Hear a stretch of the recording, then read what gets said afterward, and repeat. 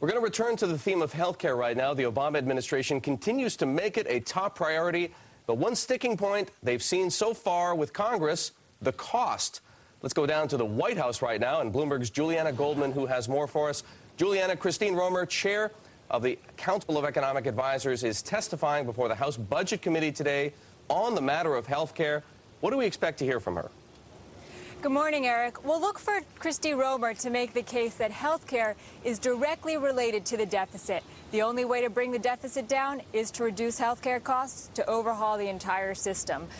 She's going to present some dire statistics today. Look for her to talk about, in terms of health care costs, that entitlement spending, the cost of Medicare, Medicaid, those have dire consequences. Those are unsustainable for long-term deficit health. For example, the GDP right now, health care is 18% of gross domestic product. Look for her to say that by 2040, health care is going to take up 34% of GDP. Now, for the long-term deficit-wise, that is unsustainable. She's going to warn that in terms of the risks, that the U.S. could default on its debt, have to raise taxes, or even decrease spending significantly in the long run.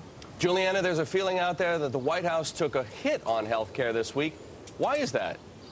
Well, it was sort of on two fronts this week, one in terms of polling and the other in terms of the CBO report. Yep. The CBO report said that health care, one of the top plans in the Senate, is going to be $1 trillion over 10 years and not cover all 46 million uninsured. It would only cover 16 million.